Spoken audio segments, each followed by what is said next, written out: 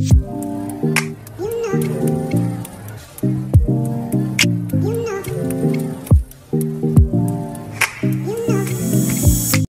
Guys, welcome back to my channel. So ఈ రోజు వీడియోలో అయితే మనం ఏం చూస్తున్నామంటే మై హెచ్ఆర్ ఇంటర్వ్యూ క్వశ్చన్స్ అనమాట. సో నన్ను హెచ్ఆర్ ఇంటర్వ్యూలో ఏ క్వశ్చన్స్ అయితే అడిగారో అదైతే మీతో షేర్ చేసుకోవాలి అనుకుంటున్నాను. So let's start the video.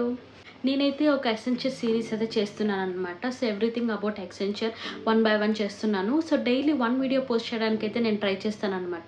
మీరు కానీ ఫస్ట్ టైం నా వీడియో చూస్తుంటే సో వెళ్ళి నా ఛానల్లో ఉన్న వీడియోస్ అన్నీ చూడండి. ఒకవేళ మీకు నచ్చినట్టయితే ప్లీజ్ లైక్ చేసి సబ్స్క్రైబ్ చేసుకోండి.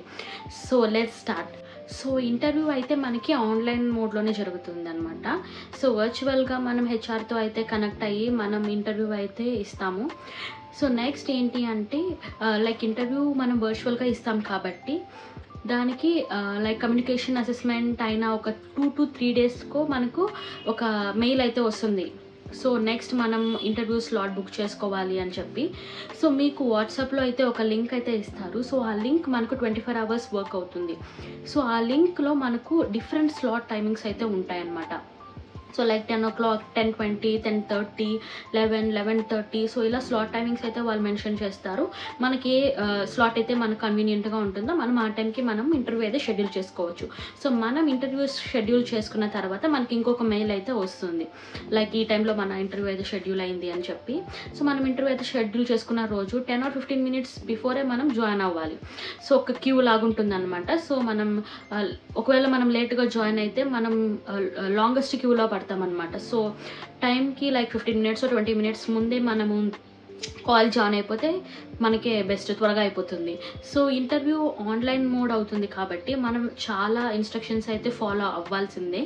సో ఏంటి అంటే బ్యాక్గ్రౌండ్ నాయిస్ అయితే మనకు ఉండకూడదు. సో బ్యాక్గ్రౌండ్ కూడా సరిగ్గా ఉండాలి అండ్ ఆల్సో డీసెంట్గా మనము ప్రజెంట్ చేసుకోవాలి with good outfit and also microphone కూడా గుడ్ ఉండాలి. సో మనం ఇచ్చే ఆన్సర్స్ అయితే ఇంటర్వ్యూవర్కి అండ్ వాళ్ళు చెప్పే వాళ్ళు అడిగే క్వశ్చన్స్ మనకు క్లియర్గా అర్థం అవ్వడానికి సో గుడ్ మైక్రోఫోన్ అయితే మనం యూజ్ చేయాలి. Coming to interview questions. So first ఏంటి అంటే tell me about your self. So ఇది కామన్ అనమాట.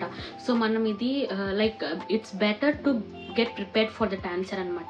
మనం స్పాంటేనియస్గా చెప్పడం కన్నా మనం కొంచెం ప్రిపేర్ అయ్యి ఇంట్రొడక్షన్ ఇవ్వడం అనేది మంచిది. సో లైక్ దట్ మనం ఇంట్రొడక్షన్ అయితే కొంచెం ప్లాన్డ్గా నీట్గా ప్రెజెంట్ చేయాలి.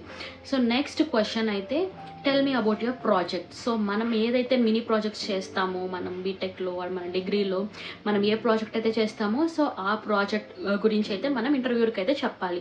సో చాలా క్వశ్చన్స్ అయితే ప్రాజెక్ట్ బేస్ మీద అడుగుతారు.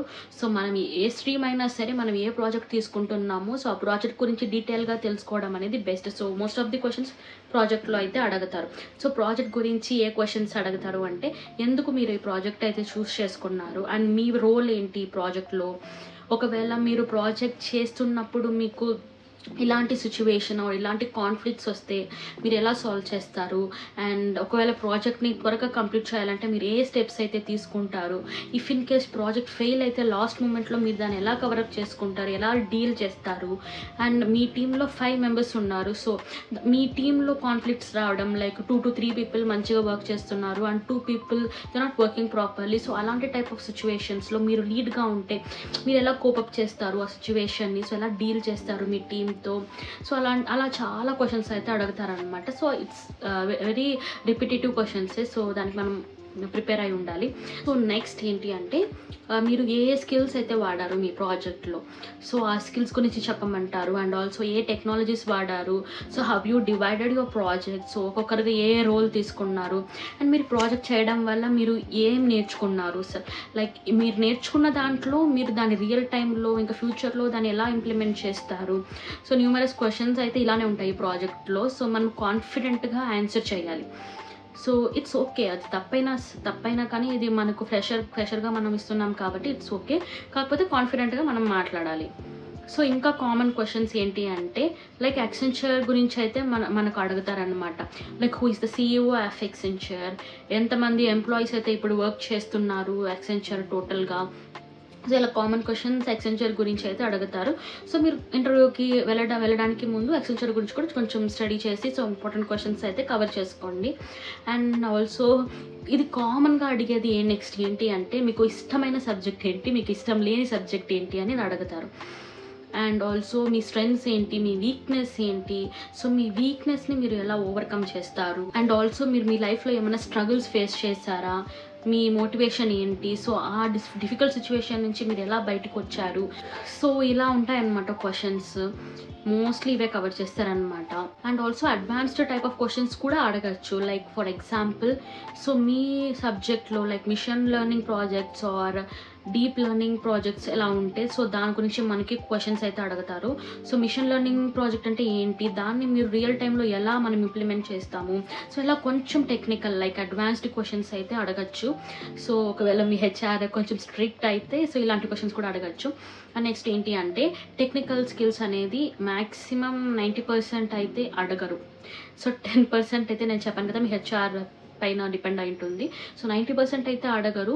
ఒకవేళ అడిగితే లైక్ డిఎస్ఏ కాన్సెప్ట్స్ మీదే అడుగుతారనమాట. సో ప్రతి డిఎస్ఏ కాన్సెప్ట్స్ మీకు తెలిసి ఉండాలి అని లేదనమాట. ఒకవేళ 2 to 3 కాన్సెప్ట్స్ మీకు తెలుసున్నా కానీ మీరు ఆ 2 to 3 కాన్సెప్ట్స్ అయితే మీరు చెప్పడానికి ట్రై చేయండి. దీంట్లో నేను కాన్ఫిడెంట్గా ఉన్నాను, ఒకవేళ మీరు అడగాలి అనుకుంటే మీరు దీని మీద అడగచ్చు అనే ఆప్షన్ అయితే మీరు చెప్పచ్చు వాళ్ళకి. So yeah and next is oops concepts questions కూడా అడగచ్చు అనమాట. DBMS, networking, cloud computing and SQL questions, so ఇలాంటి టెక్నికల్ క్వశ్చన్స్ అయితే అడగచ్చు. Like and also second round మీరు కోడింగ్ క్వశ్చన్స్ కూడా మీరు క్రాక్ చేస్తారు కాబట్టి సో దాంట్లో మీరు ఏ లాజిక్ అయితే ఫాలో అయ్యారు అండ్ ఎలా ఇంప్లిమెంట్ చేస్తారు అండ్ మీరు ఎలా క్రాక్ చేశారు అని కూడా అడగచ్చు. సో ఇవి technical type of questions. So maximum ఏంటి అంటే ఎక్సెంచర్లో టెక్నికల్ క్వశ్చన్స్ అయితే అడగరు, బట్ బ్యాడ్ లక్ 10% ఛాన్సెస్ అయితే ఉంది. నెక్స్ట్ ఏంటి అంటే మీ రెజ్యూమ్. సో రెజ్యూమ్లో మీరు ఏదైతే స్కిల్స్ మెన్షన్ చేస్తారో ఆ టైప్ ఆఫ్ క్వశ్చన్సే మిమ్మల్ని అడుగుతారనమాట.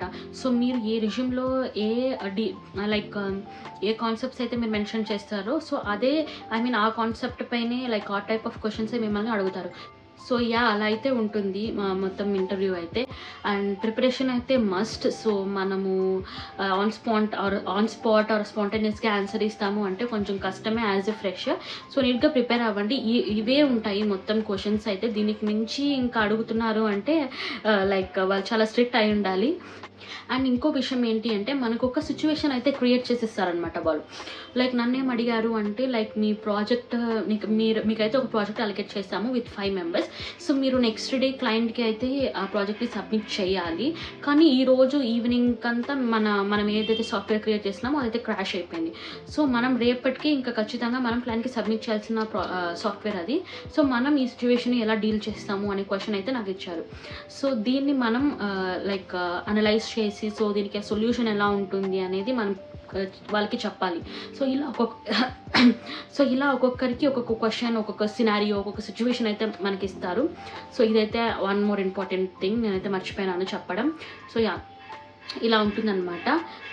సో నేను చెప్పేది ఏంటి అంటే కాన్ఫిడెంట్గా ఉండండి. మీరు కాన్ఫిడెంట్గా ఆన్సర్ చేస్తేనే మీకు ఇంటర్వ్యూ అయితే చాలా ఈజీగా అయిపోతుంది. సో నేనైతే అలానే క్రాక్ చేశాను, కాన్ఫిడెంట్గా ఆన్సర్ చేశాను కాబట్టి I was able to crack the interview. So yeah so మీరు కానీ ఇంటర్వ్యూ ప్రాసెస్కి ఇంకా వెయిట్ చేస్తున్నా, ఒకవేళ ఇంటర్వ్యూ ఆల్రెడీ క్రాక్ చేసి సెలెక్ట్ అయిపోయి ఉంటే మీరు జస్ట్ కమెంట్ చేయండి. I feel very happy for you.